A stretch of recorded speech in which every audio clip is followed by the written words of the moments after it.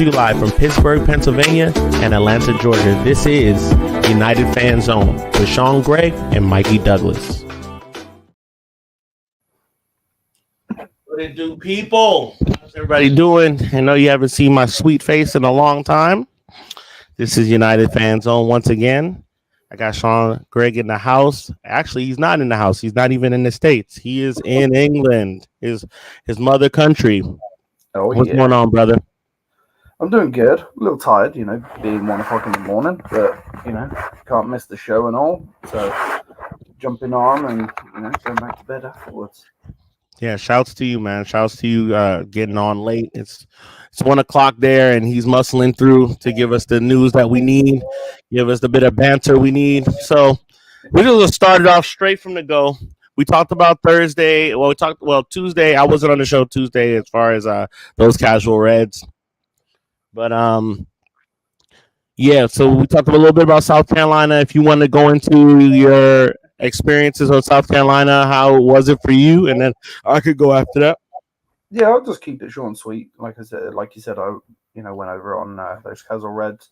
But for me, like I said before we went to the game, the game and the game wasn't important to me. I'm a bit, like I said, I've been fortunate to go to plenty of Man United games.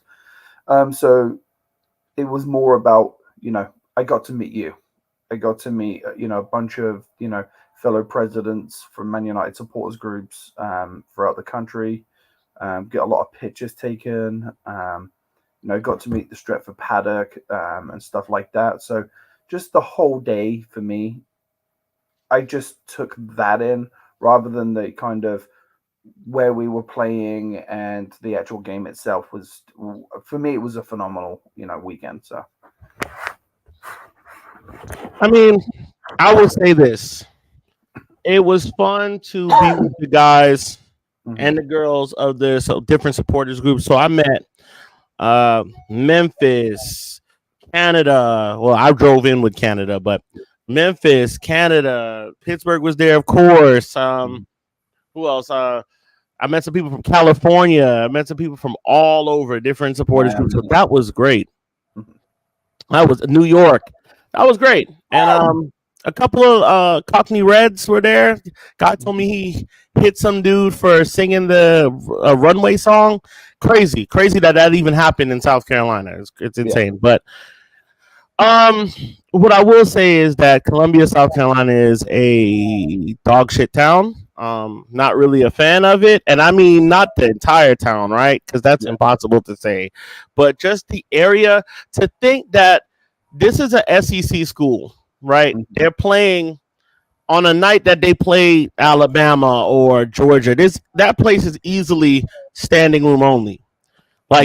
It's packed to the wall. There's more people, and apparently that game set the record for the most fans attended football match or soccer match in the state history. So that's cool.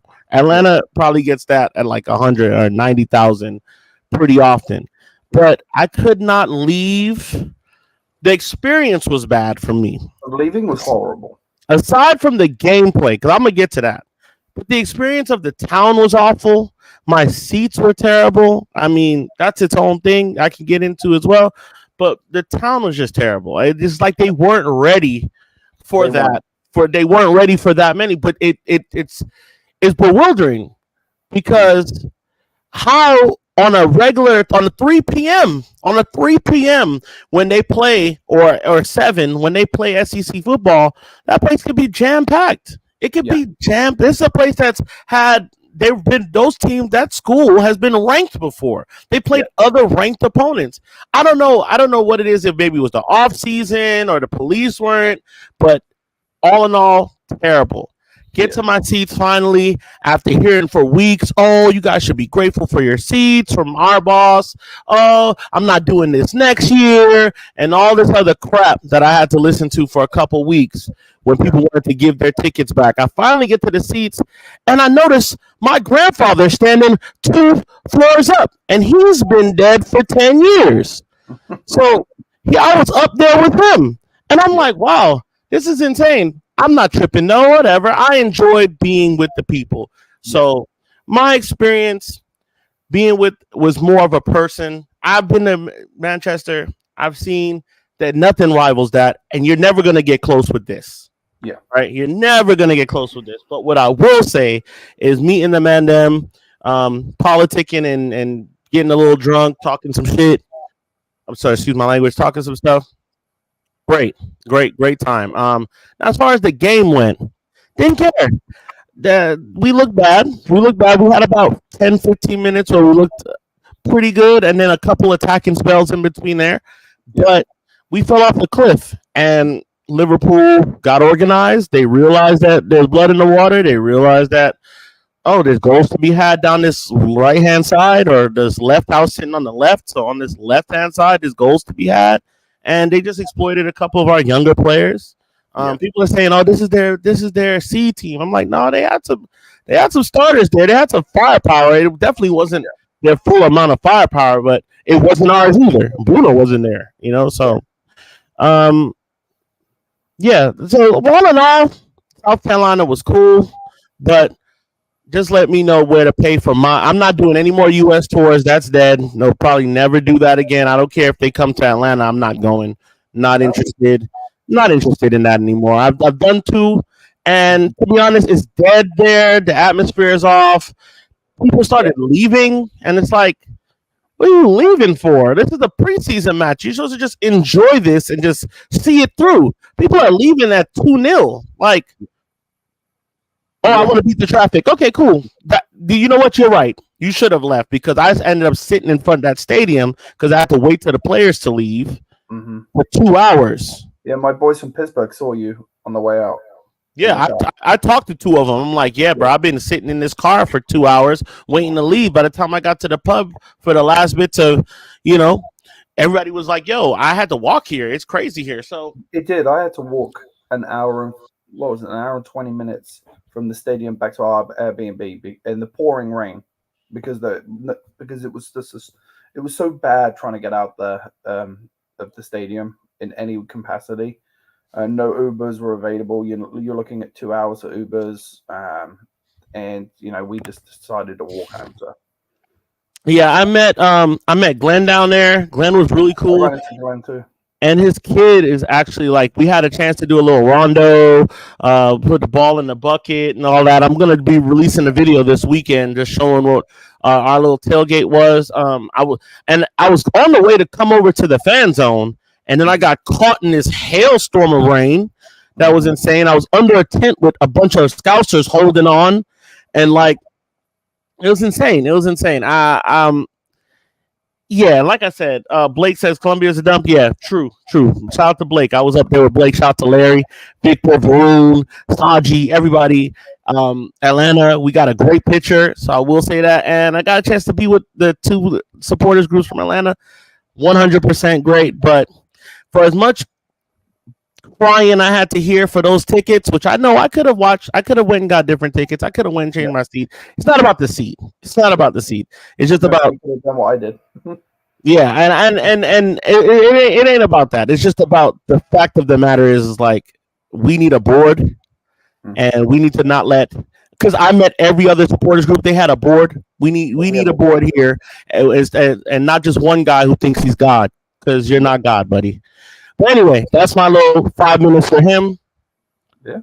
All right, do this. And now, we were in South Carolina. We watched that game. We saw Will Fish get hurt. Did he break his leg? I don't think it was a break, but it was a heavy impact injury. It looked pretty bad. Yeah, once again, with that place, I thought that would be a better field only because of the actual grass that they use. It looked beautiful to start the game. There's a difference between football grass and football grass, right? Like, what's it take to do on both? And once it rained, like you said, there were so many steps there. It was so many. All the steps started to get water in them. It was raining during the game, and a few of these collisions were kind of intense for it to be a preseason game, which I thought was crazy. Yeah. But a lot of guys, I don't know. It's only happening to us, so I can't even just blame the pitch. Yeah. Other guys are playing everywhere with bad pitches and they're having a good time. So now I'm starting to think, is this a training issue? What do you think it is? Yeah, I'm starting to think the same. Is Ten Hag overworking them?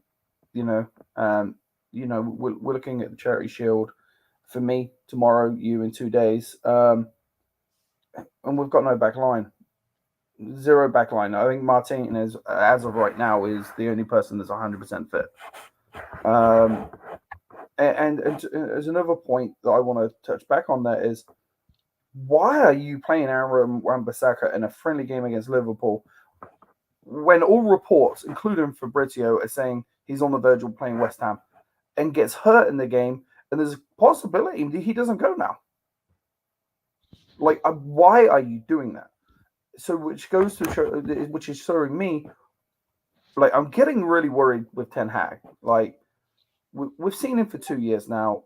You know, I hear the excuse. I am behind the boss, trust me, but I'm starting to worry because it's, at the end of the day, you're playing players who were supposed to be going in a friendly that's a needless friendly. He gets hurt. As soon as he went down, you could hear the gasps in the air because everyone knew he was probably getting sold. And then the players are just constantly injured. So what is going on?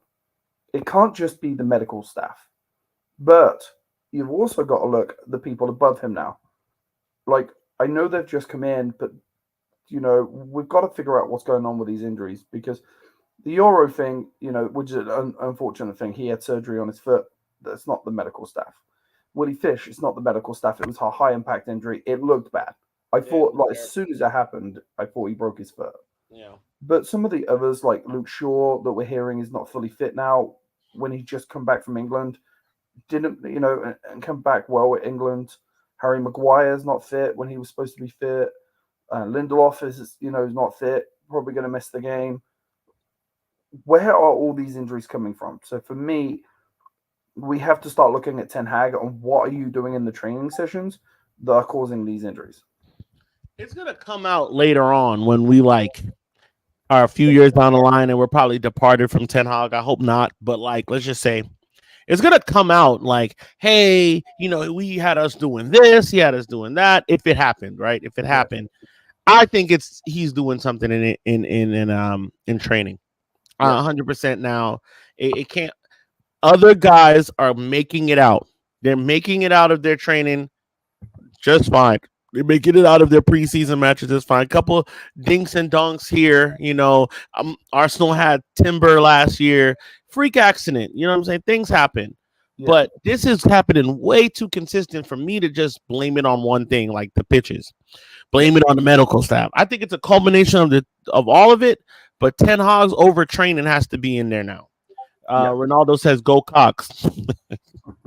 If I never hear Gamecock again, I promise you, I will live. I will live long, bro. But I think it's something going on up there, and I don't know what it is.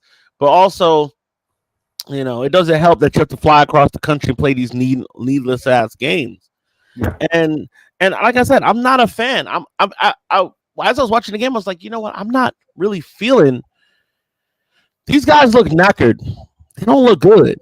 It's not like we got this grand game that was like Barcelona versus Real Madrid in 08. No, we got a really weird game where guys got hurt and they was kind of needless. We're not gonna. This game counts for nothing. So why are we risking our best? But I know money talks, and we're probably gonna end up playing a one game here in 10 years' time. The way our kids are, the way that these kids are, they have such a short memory. They'll welcome it here. They'll welcome it. But we talked about that already. So with that being said, we talk about our center backs being hurt. You're saying, Luke Shaw. I heard Luke Shaw earlier. I don't know if it's official, but I heard Luke Shaw earlier. I saw the Lindelof and Maguire. Okay, so that would leave us with how many center? That would leave us with Johnny Evans and Martinez. Yeah, for the game on Saturday, yeah. So with that being said, we're going to some more transfer news. Is the LIGT off? Because somebody was like, "Oh, we need the LIGT," and I'm like, "Yeah, but what for him to come here and get hurt too?" And also, while we're under the LIGT subject, real quick, Scholesy, if you guys heard, made some talking to Adam McCullough in the overlap. He made some real damning assessment of the LIGT, saying how he failed at Juventus, he didn't make it at Bayern Munich, he's injury ridden, all this other stuff. Now, coming from a United legend, a guy that played the game, that has to hold a little bit more weight, right? What to me, no. What'd you think? To me, no, it doesn't. That's like listening to Gary Neville. I love Gary Neville. I love what Scholes did. I love what Beckham did. I love all the class of '92. But at the end of the day, they're not in a managerial position for a reason. Especially Gary Neville. Yeah, you know what I mean. Gary Neville went to Spain and never won a game and got fired within 6 months. So there's a reason why these players, for me, are not in that position or doing well in that position.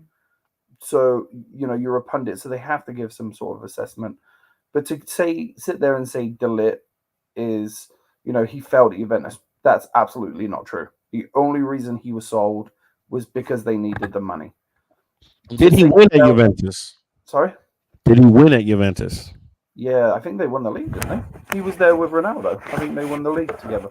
Okay. Yeah. I don't know. I'm really asking. I'm not trying to be a jerk. No. Say that he failed at Bayern.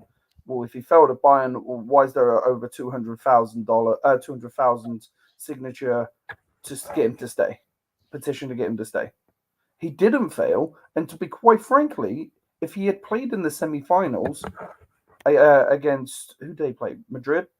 I think they would have won. They were missing him in that semi-final, but he was on the bench. So to say that he's failed in those two places, I don't think is true. I think they're not kind of like a player at Man United. There's some players out there, like I believe Anthony is just failed, and I'm hearing that's a little bit of another transfer news that Al Tahadi is coming in for 30 million for Anthony. Whether it's just some talk or whatever, I'm hearing this too. To say he failed, that I just don't think the manager. They've got Vincent Kompany, so to say Vincent Kompany doesn't like him, and then go, oh, he's not going to Man United. Vincent Kompany just got Burnley relegated, so I'm not going to listen to what Vincent Kompany's got to say, to be quite frank with you. Sure ain't. I think he is a solid centre-back. He knows how to play the Ten Hag way. He can cover when the right wing is going forward. He has the pace to get back. Yes, I'm worried about the injury more from a Man United perspective than a De Ligt perspective. But then again, so is the new right back that we're looking at. He also has injuries too.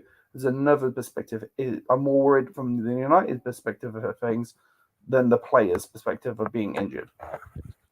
I think the injury thing, like you said, the injury thing, especially with our track record in the last few years, is always going to be accentuated, right? It's always going to be like, all right, well, because Martinez, I was going to do a video on Martinez, and it was going to be called "What Happened to Lisandro Martinez?" Because before he came in, he had only been hurt like for his entire professional career.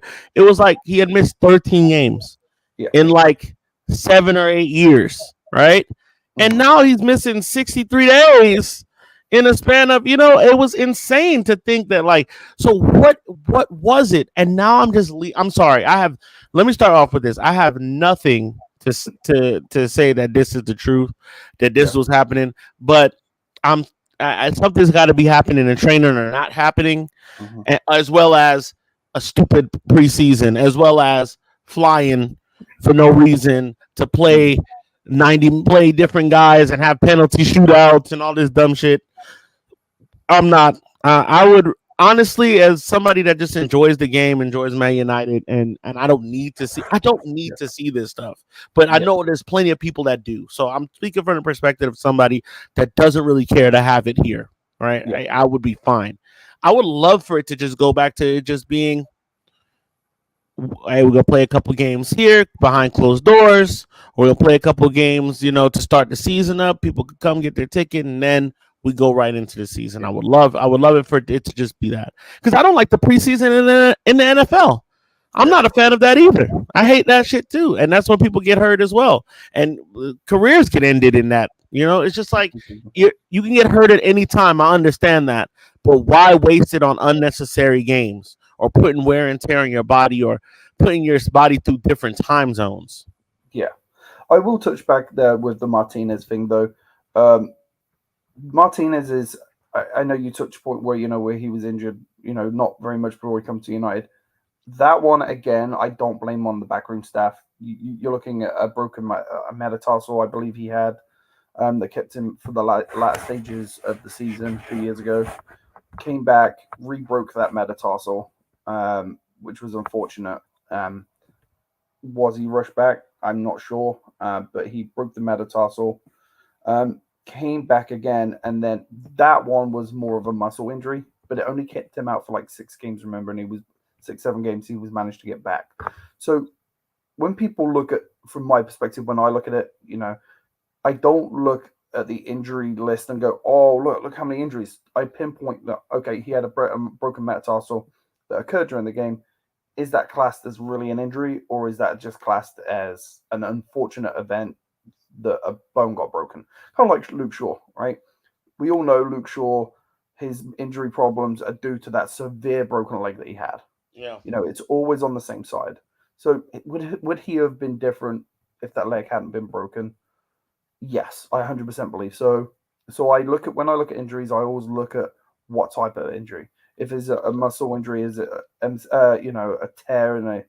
So I always kind of look at that. So the Martinez one for me is more, he broke a bone that was just nothing to do with just a game. It was just a freak accident. I want to say I kind of don't remember, what was that, 2017 he broke that leg, 2016? Oh, maybe 16, I believe, 15, Because 16. he had been He was young. there. Yeah, he had been there for 3 years before that break. Yeah. I remember watching him. I remember watching him at Southampton. Yeah. Which is crazy to think now. Like, I'm getting old. But I remember watching him at Southampton, and then we made that move for him.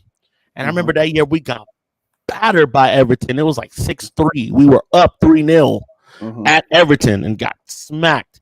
And then like 2 games later, he cracked his leg open. And I was, but since that time, before those first 3 years, he never finished the season, which is a tough ask. Yeah. It's a tough ask for anybody to finish 38 games unscathed. Yeah. Like, I can hardly get out of bed without pulling a muscle these days. Yeah, I know. I'm 40 years old. So I definitely feel that. It's not just the Premier League games. You're looking at FA Cup, you're looking at Carabao Cup, you're looking at Europa if you're in Europe, or Europe just in general. And then it depends on how far you go in those competitions. United not last season, but the season before, where we won the Carabao Cup, we made the FA Cup final, we made the Europa League semi-finals, I believe it was, and we managed to finish third in the Premier League. I can understand injuries in that season. I can understand that. But last season, I'm not understanding, to the point where we were knocked out earlier the Carabao Cup, we were knocked out earlier the Champions League, to the point we were knocked out that we didn't even make Europa. So we didn't play as many games last season as we did the season before, but had way worse injuries. Yeah. And I'm wondering, due to the part, you got things have been mixed up. You got the World Cup in November, and then pretty much the following year you've got your Euros. The great thing about the end of this year is those players are going to be able to take a really good rest. And they haven't been able to do that, and then they're coming back. So I'm wondering if that is also a part of what's going on. You are seeing other teams like Newcastle were riddled with injuries last year. It wasn't just Man United. Chelsea were riddled with injuries. A lot of teams, were riddled with those. So I'm wondering if that's playing a massive part in this too. Yeah, we'll never know, bro. We'll. It's one of those things that, like, we could talk about it all day, and we could like say, "Oh, well, this and that." The thing is, like, what we're doing is we're like, "Oh, well, it could be this. I think it's this and that." We don't have any evidence to prove it otherwise. But the narrative gets picked up, and it's like, "Oh yeah, well, Ten Hag's doing this, and then it becomes fact, and that's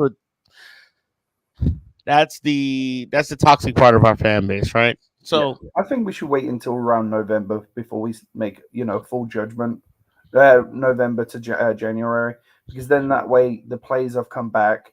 They've settled back into their team life rather than just general. And let's see where the injuries are around then. This hopefully is just a fluke of it happened right now of all these injuries with the defenders. Because if we look at top, we're fine up top. We've got Zersky in to cover Rasmus Højlund, but other than that, no one's really injured up top. It seems to be the defenders, which was last year. But let's see where things are, going from November to January. If things are still bad, then we go, hey, it's got to be Ten Hag's training. It's got to be the medical staff. It's got to be one of those two before we kind of really go that route right now, because it might be just a fluke of injuries. Yeah. So some more transfer news. We got Amrabat to Fenerbahce. So I'm hearing this has a little bit of legs. That Amrabat. Oh yeah, and then Aaron Wan-Bissaka might be staying because of the injury and because that we haven't made the sale as we're making with haste rather. So Amrabat, the story with Amrabat is that apparently Jose Mourinho really likes him. Yeah. He likes that style of. I mean, yeah, he's a defending coach. He's a coach that he wants that CDM. He wants to play two CDMs if he can, and he wants to play. He wants to play a style of ball that is gone, right? But God bless him, right? He likes Amrabat. He likes him for the price. Fiorentina's not too happy with what we're trying to get for him. They want more. They know that we need that. That's a need for us at that position. And I think Amrabat kind of saved himself in the last few games of the season. I think that tackle, that goal saving tackle from Isaac made people that he saved from Isak at Newcastle. That probably like, okay, this guy can play. He's not, when he's in his position, he can do it. Like he could do a job for us. Like he probably he won't walk into any teams in the top half of the table. Well, the top four and the top five teams in Europe, but probably in France he'll walk in any team there. But this story has a little bit of legs. Did you hear anything about it? Do you think anything about it? Yeah, I think it's got little legs in it. From what I'm hearing, we're looking at a situation at Man United where I said on Tuesday that Manchester United, not Ineos, but Manchester before this. Sorry, take Ineos out of this. Man United have royally screwed themselves to the point now where we are a Everton, we are a West Ham, or in actual fact, West Ham are doing better business than so Fulham. We are a mid-team club when it comes to transfer right now. Not that players don't want to come to us. We don't have any money. You've got Aaron. I think they don't want to come either. I think they do. We just don't have the money. Like Amrabat would be on a plane to Manchester right now if Man United agreed to bid. Well, let me take that back. Players like Amrabat will come. I mean, top tier talent don't really care to come to United right now. Yeah, at the end of the day, I believe they do. I just think we have screwed ourselves to the point now where we've offered players like Aaron Wan-Bissaka $120,000 a week, and he's pulling the same crap as Harry Maguire last year. I'm not leaving unless you pay me out my wages. I'm hearing this now, and well, the thing is for me though is this goes down to player power, and I hate that players have so much power in the game. For me, if I was Eric Ten Hag right now, I'll be like, you don't go, play with reserve, don't care. Same as Harry Maguire. You're not going, you're playing with the reserves. Like this has to stop with Man United of giving out such big wages. Like Sancho, he's on such big wages that even PSG are struggling to get his wages on the bill. Like, I'm so glad that Ineos are in, or somebody's in now that's actually standing there going, yeah, we ain't paying you that. All right, we'll move on to the next target. We're just not paying you that. Well, look how much we're paying Lenny Yoro. $100,000 a week. Yes, he's only 18, but he's a player that half the planet would take if they could have the chance. he's not an Admiral Wan-Bissaka, and West Ham just right now they're about to sign, from what I'm hearing, the centre back that we wanted. Unfortunately, we couldn't get him due to UEFA rules.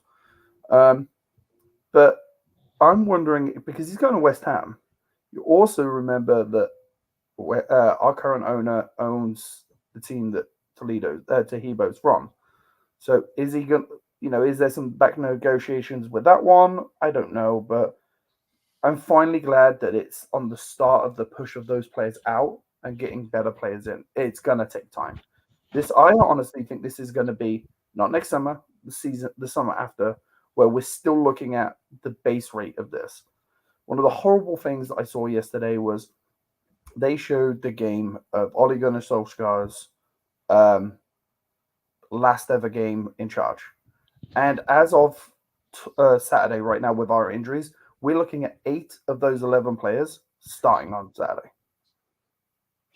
8 of those 11 players starting on Saturday that last played for Ole Gunnar Solskjaer, which is horrendous. Hold on, my child tried to give me a hug too before she goes to bed. No, Good night, Avery. Good night. Okay, that's enough. Go. Okay, so yeah, I mean, bro, I'll be honest. Like, as far as the pay the money situation, that's what contracts are for. Mhm. That's what contracts are for. If you want to, I'm not going to take a pay cut because now I'm older and you deem my value to be lower. No, my value will stay the same until I'm paid out. Then I'll be an idea of the market at that point. But I'm not mad at that. Like, Man United has to feel this, and I'm glad in a little bit. Like the part of me that hates the business that Man United have done is like, yeah, stupid. Now you can't be giving out 50 million for guys from damn. You just can't do that. You can't just give out that money because you think this guy's. You can't. The experiment's over. It didn't work. But at the same time, it's like, yeah, it is bullshit. I mean, it's BS that you're waiting that long. But I also can't be mad. You're living a certain lifestyle. This is the money you're gonna make. You don't know if you're gonna make that money again, or else you're not. Nobody else. It's only us that's dumb enough. But you got to honor your contract. But if you look at Chelsea, what they just did with Conor Gallagher, Conor Gallagher is now an Atletico Madrid player. They wanted him out. They got him out. They literally said to him, they took away his, we did it to, who did we do it to? The German player that we had. I thought, they took away his dressing room. Like, hey, you're going to play with the kids. You're in the dressing room. You got to go. Schweinsteiger? Yeah. They did it to him, which I don't agree with. But he was in the twilight of his career, right? We shouldn't even signed him. So we shouldn't have signed him now. No, we shouldn't even sign. He was like 33 or some craziness like that. His legs were gone. He shouldn't. He was a straight cash grab. That's what it was. Oh, let's sign another legend of the game and let's have him play for us. And then that's like Glazer's 101 signing, 100%. That just Di Maria's another one. Memphis Depay's another one. Like guys that didn't do anything, like not even really score goals or do anything, but they were a sexy name and it worked out for the money. So the degree Pogba was that 100 million. We should never paid 100 million for him. Never, and not in a million years. Not that he's not worth $100 million. We shouldn't have did that. We shouldn't have did that business at that time. So considering how he was when he left Manchester United in the first place, we lost him for free and then brought him back for 100 million. Yeah, that's just bad business. That's worse than an Anthony deal. It is. You have to have somebody for free and then let them go, and then But it's like you didn't have plans for him in the first team, so he has to leave. To go get football because it's like nobody really wants to wait, right? But I'll wait for my money. It's crazy. You don't want to wait to play. You want to play now, but if I say, well, go into reserves because we don't really have a place for you here, and we want you to leave. No. I'll wait I'll go do that. Yeah. I'll go do that. It's fine. I'll wait until no. It's insane. It's insane. I think they need to do something different with that. If I was Man United this time next year, the last game of the season, I don't care how much money I would lose because they would lose a lot of money. I don't care how much money they would lose. I would say, hey, you're not getting a new contract. Go wherever you want to go. Go get your signing bonus, but you're not playing for Man United next year. Lindelof, Harry Maguire, Aaron Wan-Bissaka. I think there's a couple of other names in there that should be going from Manchester United. Bye. This is our opportunity to get rid of those players, even if we lose them for free, to get rid of these players off of the books and just start fresh. Because we can't keep having this issue. Like Casemiro, one thing I will give Casemiro credit for is he said, I'm sorry for last year. I want to be better. I want to play for Man United. I want to be better. Wan-Bissaka's not saying this. Maguire's not saying this. They had the opportunity to leave, whereas Casemiro didn't. I believe if someone came in for Casemiro would be going, you know what? I've been a professional. I'll leave, because the team needs to be better. These players in today, and we have to kind of accept it now, are Instagram first, football second players. They don't care more about playing football, because if I was a professional and I cared about football more than my image, I would be going to West Ham right now, because I'm guaranteed to start at West Ham. Wan-Bissaka is going to be sitting on the bench, barring an injury. Harry Maguire is going to be sitting on the bench, barring an injury. Those two guys are probably the least Instagram of the bunch you named. You know what I mean? They could. Well, let's take out Instagram. Because Harry Maguire wants to play. He wants to play every game. He does, but he's not going to. So if you're at that stage of your career where you're 29, you're looking at your last year of your contract at Man United, you go like, it's the same as NFL, right? You're at that age, 29 to 30. It's your last time for a good pay deal. You're not going to get it at Man United. So just go get that big paid 3-4 year deal at West Ham. Take it. You're guaranteed for the next year. And at the end of the day, if they wait until the end of the season, say they get injured at the end of the season, and Man United go, I haven't given you a contract, you might be looking at a David De Gea situation. Yes, he just signed for a team today, but you're looking at a situation where you may not play football again. What happens if you get season-ending injury in March? No team's picking you up next year. Even if it's Ineos will do a much better job than the past regime. Go ahead. Yes, absolutely. You're right, Casey. And we're starting to see that. We started to see it with the Zersky deal. You start to see it with the Lenny Euro deal. But their hands are tied. They can't do anything about that. And I'm sick and tired of seeing online right now, Ineos are not doing this. Ineos are not doing that. They are. Their hands are just tied and they cannot do anything. Yeah, I was talking to a guy today, and he's like, why do people not see that Ineos screwed over Nice and he's going to do us the same way? And I'm like, he's made Nice an actual powerhouse. Like, I'm looking at college football. That's why I use the word powerhouse. But he's made them something, right? More than what they've been. And like, bro, they're a feeder club. They could, if we didn't have this stupid rule, they could have been a perfect feeder club for us. Yeah. It'd have been great. But okay, fine. Whatever. They still, I don't know where they ended last year. I think they were in fourth. Like, they're not a bad side. They actually overcame a lot of controversy. They had like a racist manager, all kinds of BS that was going on. They cleared all of that, and now they have players that were sought after.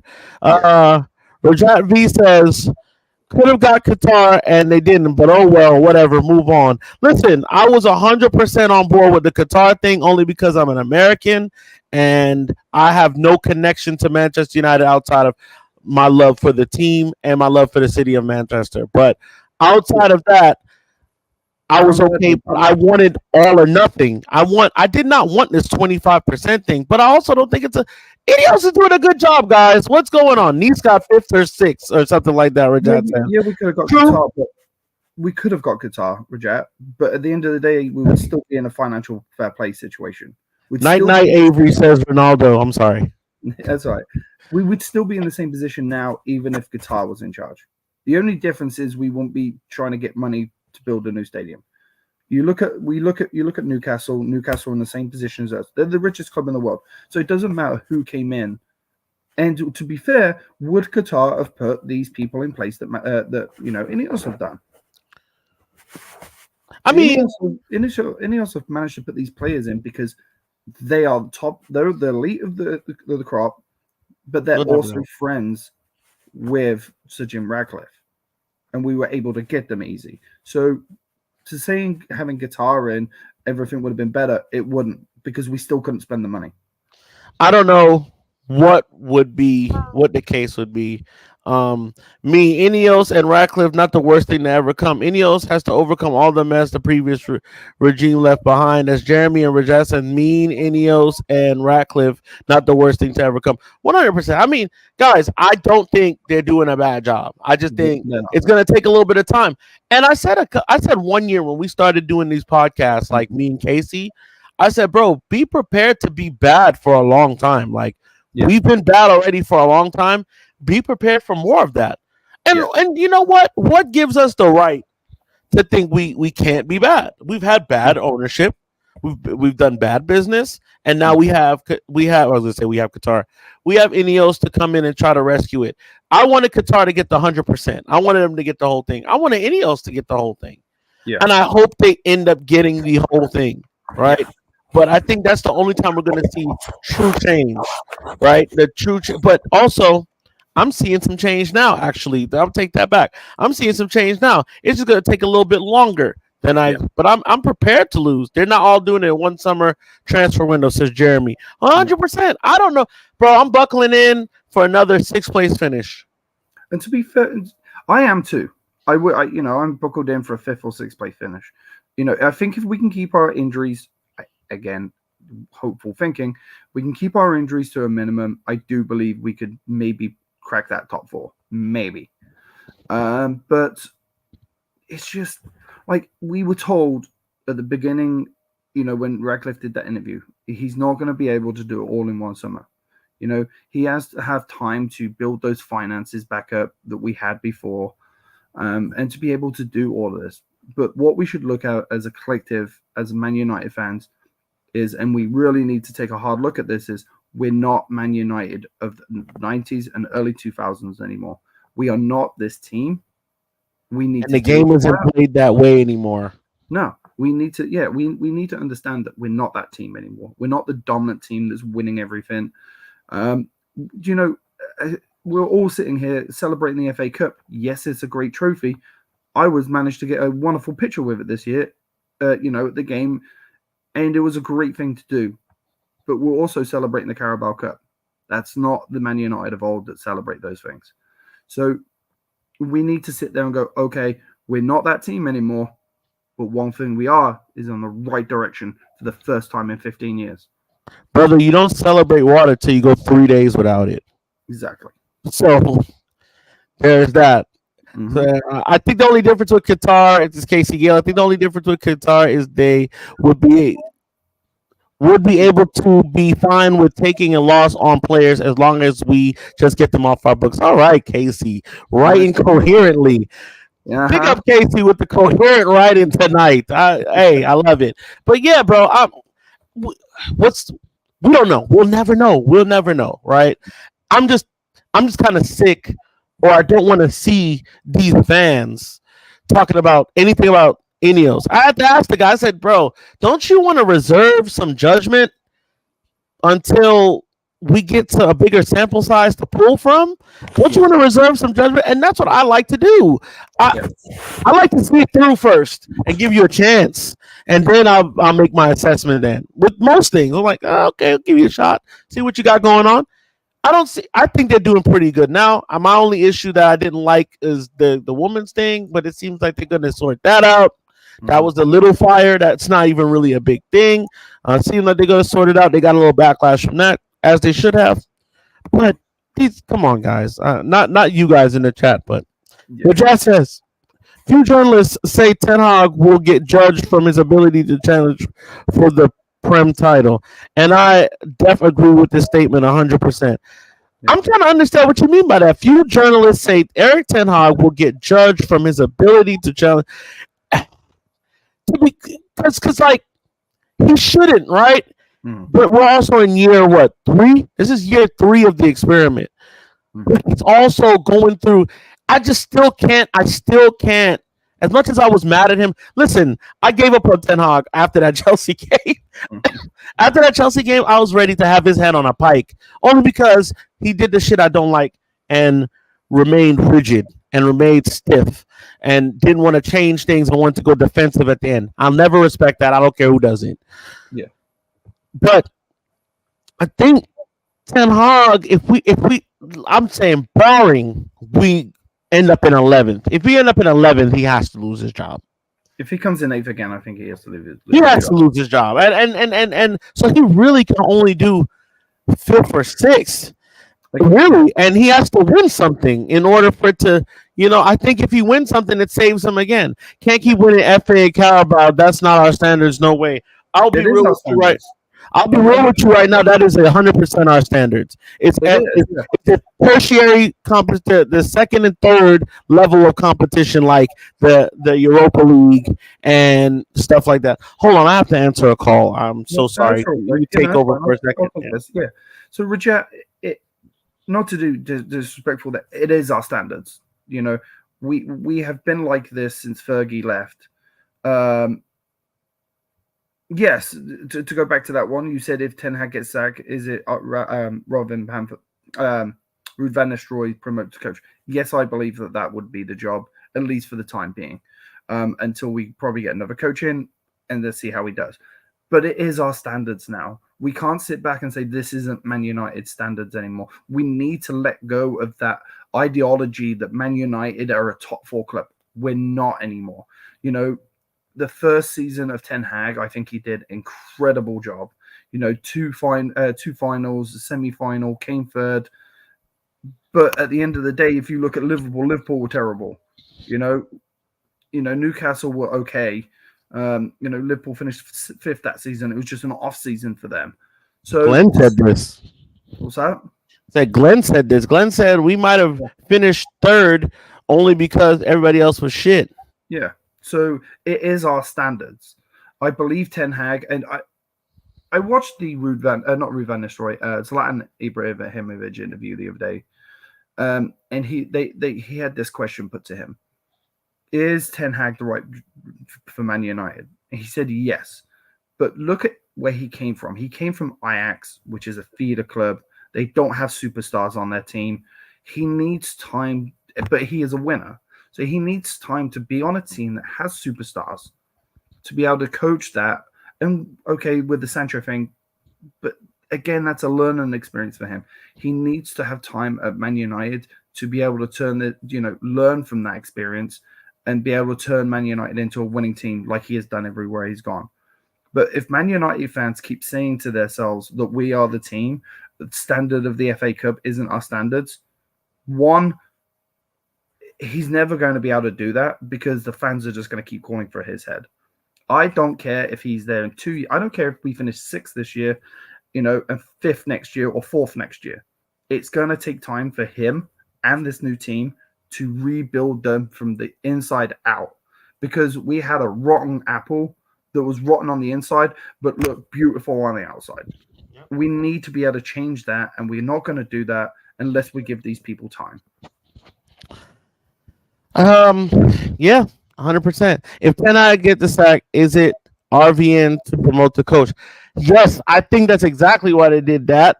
They snuck him in there and say, hey, we'll have an instant caretaker that could get promoted. Yes, real quick. So I think that was a good bit of business. UEL is a great way to work our way back to Champions League. I mean, bro, if we get a 4th, if we win that and I think we can win it. But if we get 4th place, I'm okay with that too. I think we're overachieving if we get 4th place. Everybody else is strengthening. Everybody else is getting guys back to strengthening. Arsenal's going to be there. City's going to be there. West Ham is getting stronger. Fulham's getting stronger. The mid-table sides are getting stronger a little bit. Everybody's going to improve. Now, we don't know what's going to happen in the season, but I feel like the goal this year is win Europa. Win Europa League. Yeah. I don't care by any means necessary. And the thing is, we do well in knockout competitions. we do well when you go 1-0 every week. That's a saying from college football. Go 1-0 every week. That's what knockout football is. Go 1-0 every week. Don't worry about what happened last week. Don't worry about the standings. Yeah. Win or go home. We perform in those. We find a way in those. I think we could do it with who's going to be in it. Mm-hmm. And I think that's our best route to the Champions League, like you said, Rajat. And I also feel like that will embolden. We can use that money, and that will embolden the staff or the board to go after and start looking at guys and being able. It's always a good thing to be in the Champions League. So, like, yeah, I'll take it. I think that's number one. Win Europa League. Yep. I think we have the guys that can do it. Yeah.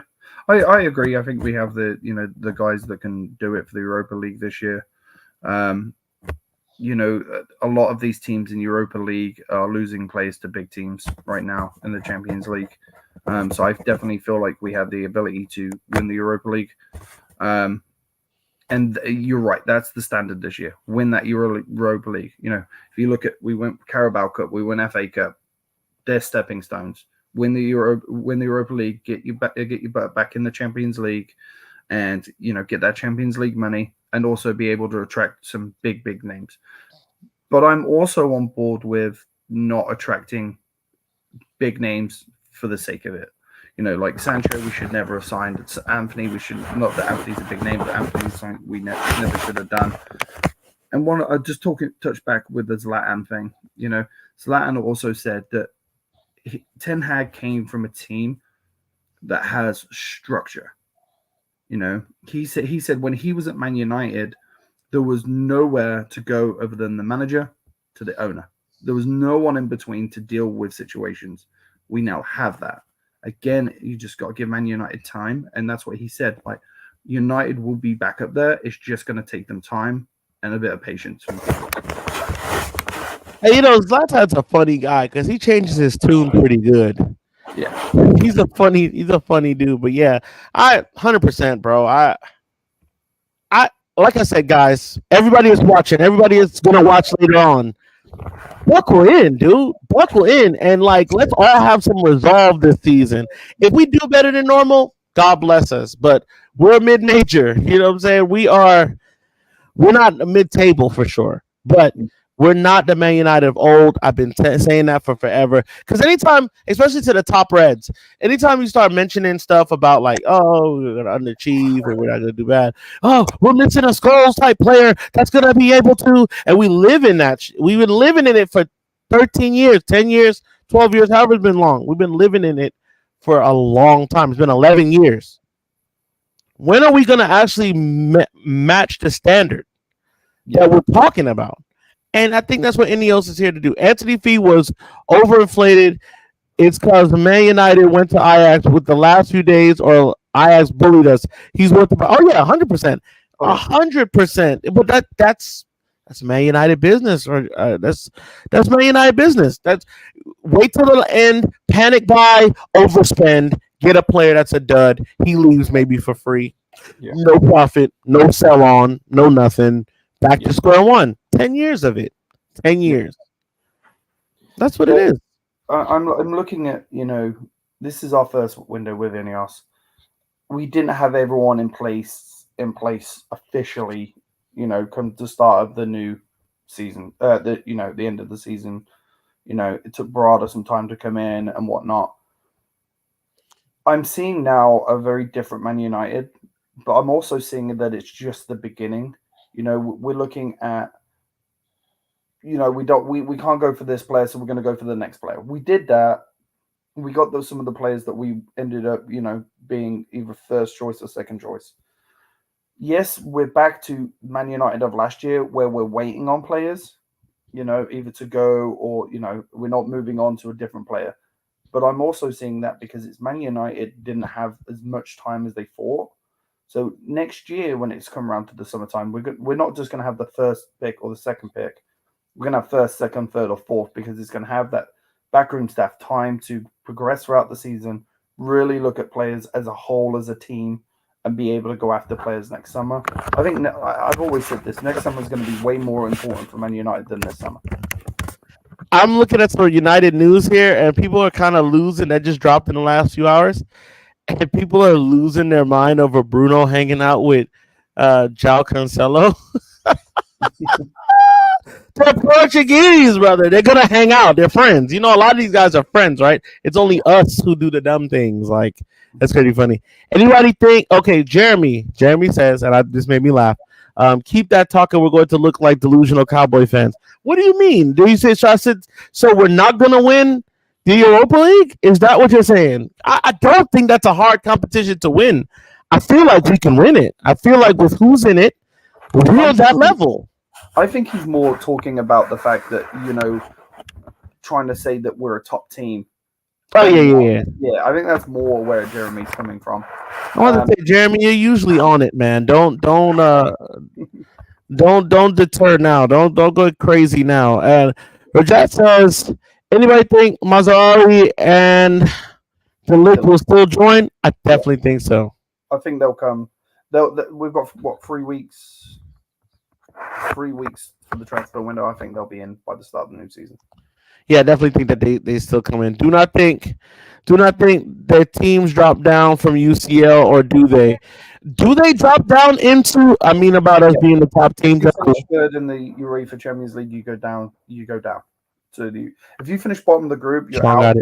If you finish third, then you go down. Yeah. So you're gonna go down into Conference League? Yeah. It's always been like that. If you finish third, Conference League is new. Well, actually, let me. Oh, the Conference League. Yes. Yeah. Do you go down in the conference? Yeah, I think so. If you finish third in the group stage, but I'm also not 100% sure for the Champions League because they've got a new format, so I'm not sure how that works this year. We'll have to. Bro, do you know how much it would hurt to go into the Conference League? I've given Chelsea fans so much stuff because they're in the conference, right? Yeah. Yeah, we knocked them down to the Conference League. Yeah, I've been giving them so much for it. For us to go down there would be great. Yeah, I think we could win it though. I honestly, or we win that. We win one of another cup tournament or something. We find our way in these tournaments. Yeah, but the league is out. The only way we go down to the Conference League is if we have another year like last year with injuries. That's the thing, that we saved ourselves from that. Mm-hmm. I don't want to be in any of that if that's the case. But I also don't want to. Dude, if we didn't win the FA Cup, we weren't even going to be in the Conference League. We were out of Europe completely. I'll take that. I'll take that over. I'll take that over being in the Conference League. 100%. Because that's no. Because if you win it, it's nothing. Yeah. But how much money is it though? Is it a substantial amount? Well, you're guaranteed Europa football next season. You're guaranteed European football next season. Whether it be it's not the Champions League money, but you're still guaranteed, a certain amount of money, and you're also getting the naming rights, the TV rights for the Europa League. So, as when people sit here and say, "Hey, I'd rather not be in that that Conference League," damn right I would be, because that's a lot of money that's not coming into Man United when you're not in Europe. It's a lot of money. There's because you're not just talking about prize money. But how much is it for the Conference League? It's only a little bit lower than Europa League. Because that if it's like 7 million or so, I could sleep. No, I could sleep. Right, and TV rights for it, and especially if you've got a team like Man United in there, more people are going to start watching. So that's kind of helping. United can take a bigger share of it. Because, so for me, Europe is a must. I don't care where. I do care. Trust me, I don't want to be in the Conference League, but being in Europe is, especially in the situation we're in, is a must. It is 100% must that we are in Europe. Yeah, we definitely need the cash. Trust me, I don't want to be in there as much as you, but we need the cash flow. As of right now, these Americans have completely drained this club to the point that there was a possibility that in five, Ineos didn't come in 5 years, that we wouldn't be around, dude. This is how bad that United are hurting right now. I think about it like as far as the whole Europa thing is that, like, sometimes you don't need these tournaments, right? Like, well, we were in the Champions League and we got flushed out of it, I was like, I don't think we need this tournament. I don't think we need to be in it. We don't need those extra games. We're not good enough. Yeah. Even if we go, I'm okay with being in it. It's fun. Like, listen, there's nothing like a European night. There's Hmm. nothing like it. It's great, but at the same time, there's a need. Maybe I need to be watching other teams do this, and Man United don't need to be in that, especially if we have like. I think that As a helped us. whole, yeah, as a whole, we didn't need to be in it regarding how the injuries were going, how we were playing last season. We needed to focus more on being on the top four. But on the financial side of things, we're 1,000% needed to be in there. Yeah. But I do get your point where it wasn't needed as a team. We weren't good enough to be in there. We clearly weren't good enough. I think Onana, has come a long way from those games where to be at the end of the day, I think we would have made it through if it wasn't for Onana. But he's come a long way since then, and I honestly believe if you look at the stats and the goals that the shots that he, you know, took last year, one of the best goalies in the Premier League by far. And I've had Liverpool fans come up to me and go, "Damn, he's good." Yeah, he is. He has a chance to make a mistake. He is a David De Gea type of player where he'll play amazing and then make a stupid mistake like he did in the FA Cup final. But overall, I think you get a solid back line in front of him.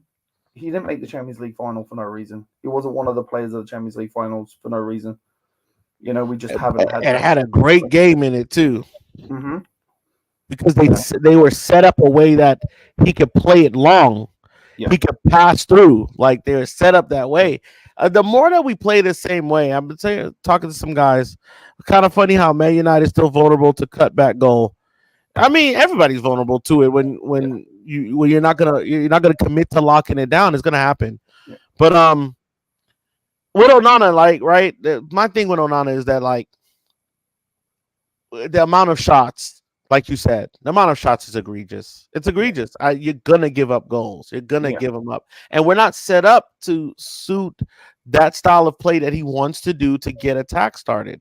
We don't, yeah. and we all even in the preseason game, he kind of slipped a little bit, and then we had to I saw play that. out the back a lot. There was a lot of like, whoa, what are we gonna do? Like, because these Yeah, guys are just they're still not ready, and I don't want to be in that class of like, oh, here's the style of play, where's this the style of play, but you have to say like we're not set up like how Milan was. no, They were ready to go, so I don't know. I think that United has this thing about there was no midfield, and there's also no midfield in those Champions League I games. wanted to touch on that real quick. There's no defending.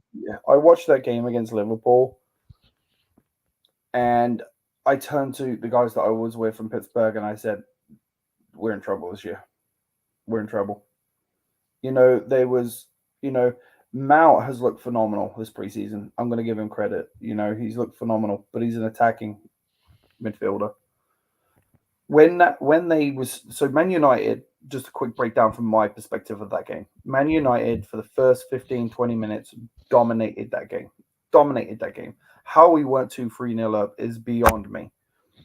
We just couldn't put the ball in the back of the net. Rashford hit the post. We were just dominating. And then all of a sudden, our midfield went from this to this. And it was wide open. At one point, I'm sitting there because I'm sitting on the 50-yard line at this point, watching the game. So I can see both aspects of the game. Very worst, versed in knowing the ins and out of the game. I watched them grab the ball, their goal to get the ball, and just play it through our midfield like a hot knife through butter. A few Our times midfield just went woof. And I get and over it. yeah, and over it. I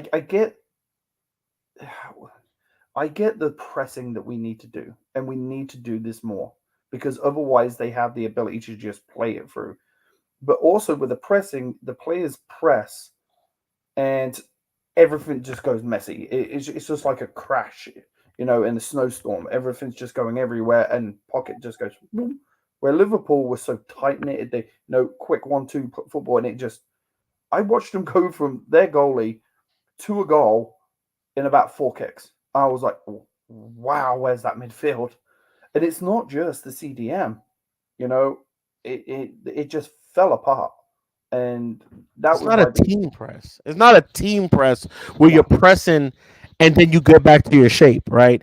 It's not that. It's like a scattered press, like, oh, they're over there, they're over there, they're over there. It's actually kind of yeah, like what I was seeing was like we just looked disjointed. yes, Just we were. and people's experience showed, right? Yeah. Like when I think it wasn't Fish, it was Amas got done on that side. And Hmm. I was like, he kind of looked like he just gave up on it. He didn't keep himself in the You talking play. about the third goal?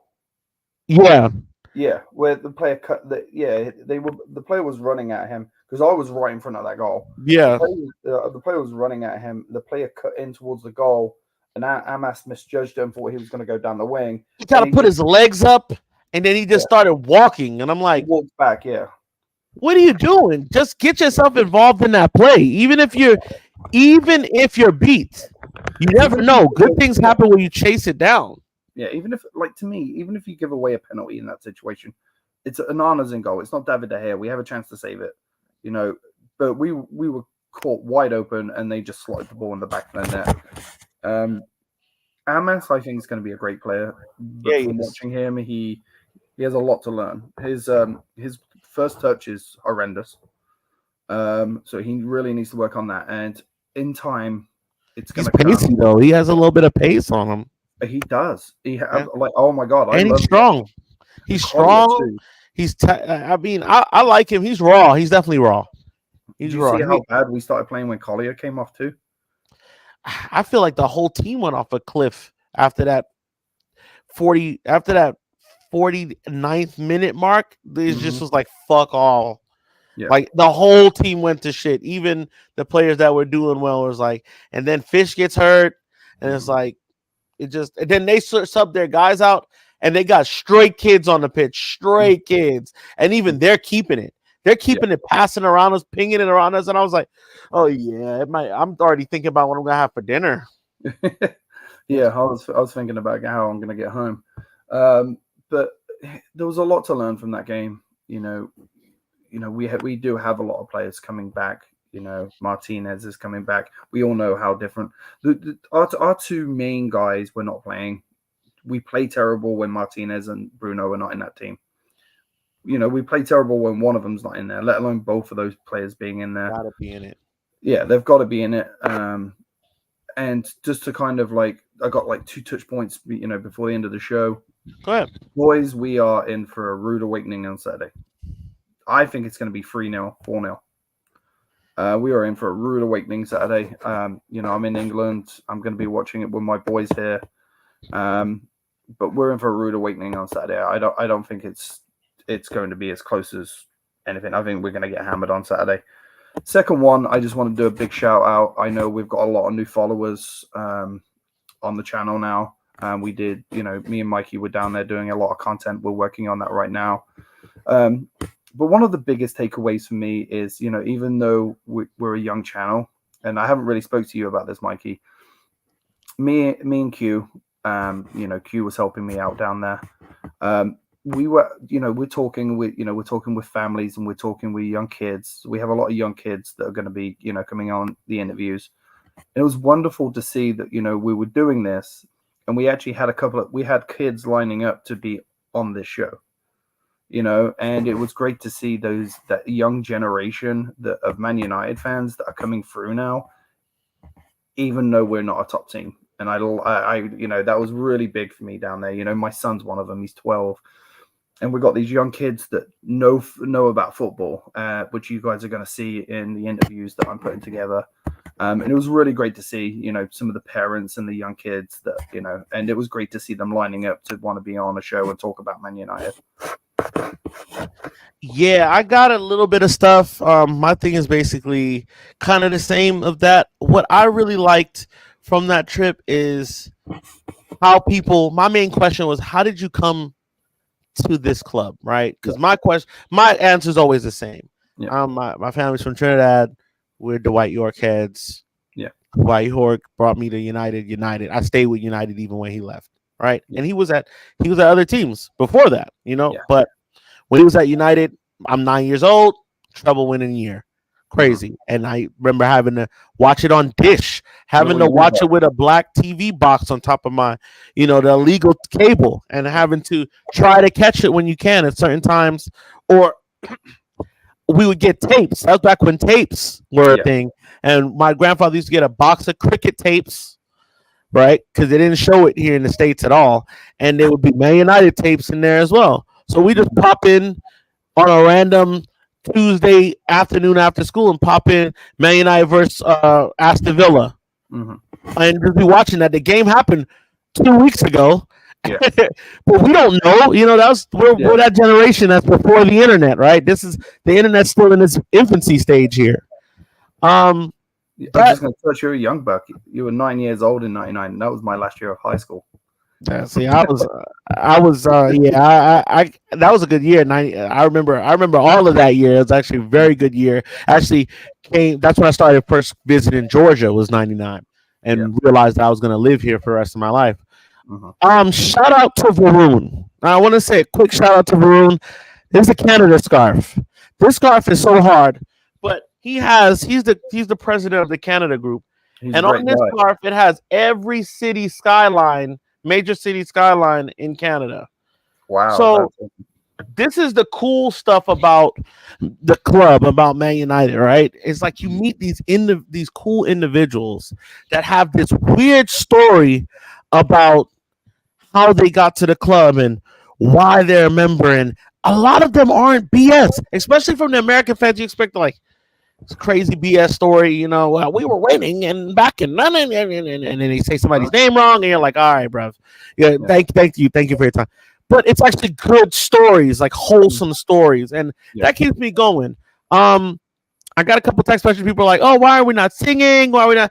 You have to realize that a lot of these people never been to Manchester. They've never been to an English football match. Yeah. To see what it's like at all. Yeah, what was there to sing about, to be quite frank? There was nothing to sing about. There was nothing to sing. We were terrible. We're shit, and we know we are. That's it. That's about it. But once again, bro, that trip, for those reasons, that trip was sick. Shout out to Varun.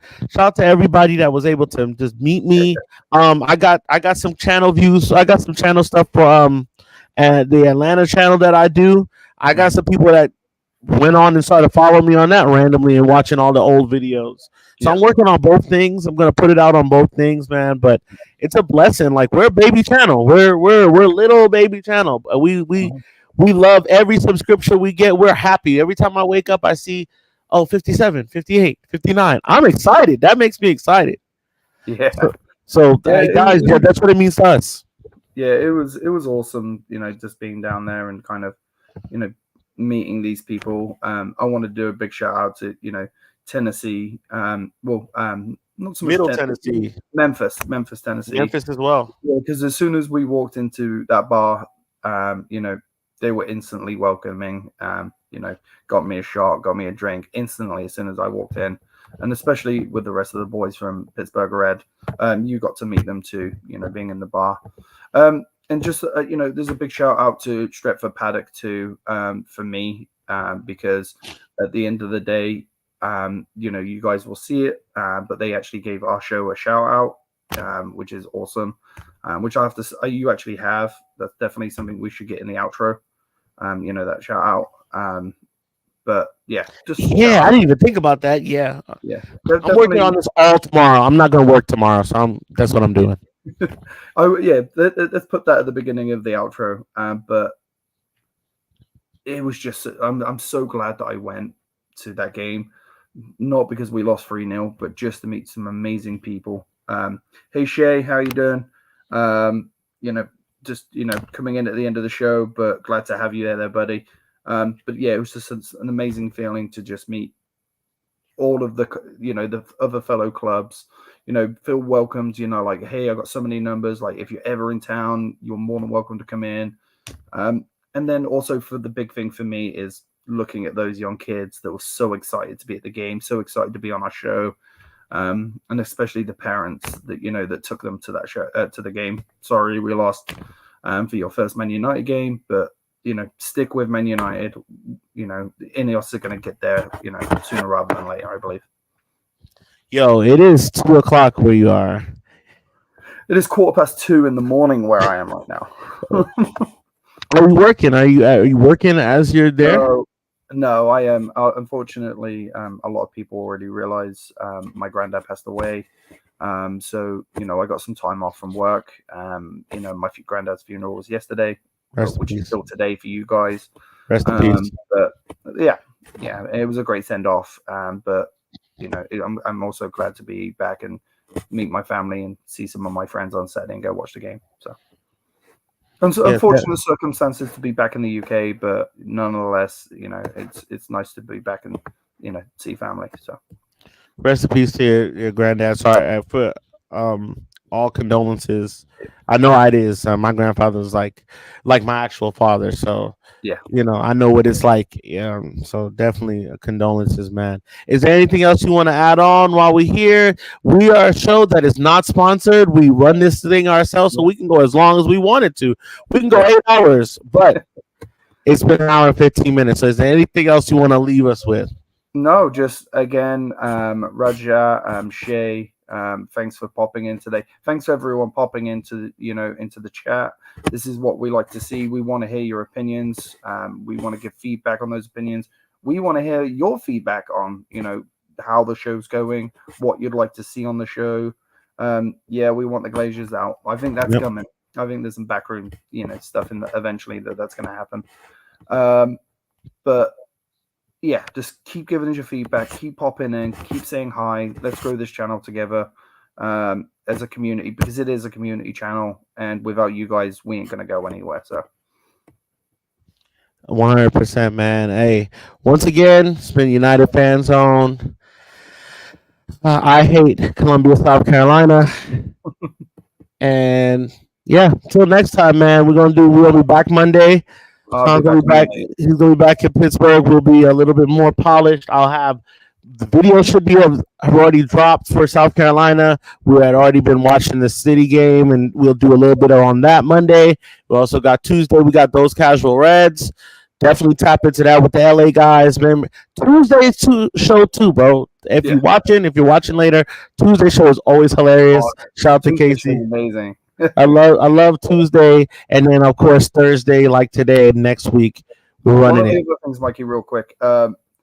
We like how our show is now. I'm going to say we're at the back end. We are working on something great. It's going to look very similar.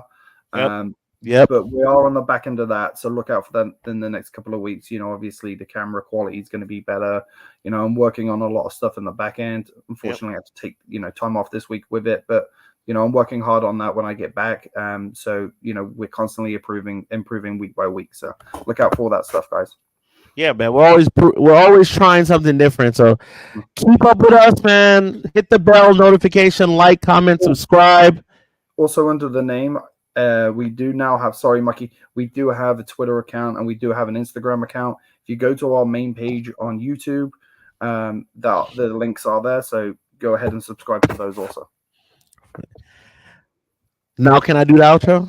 Yeah. So things popping off in my head at 2 a.m. No, make sure you get tapped in on all of those. Like, comment, subscribe, hit the bell notification so you just know when we're on.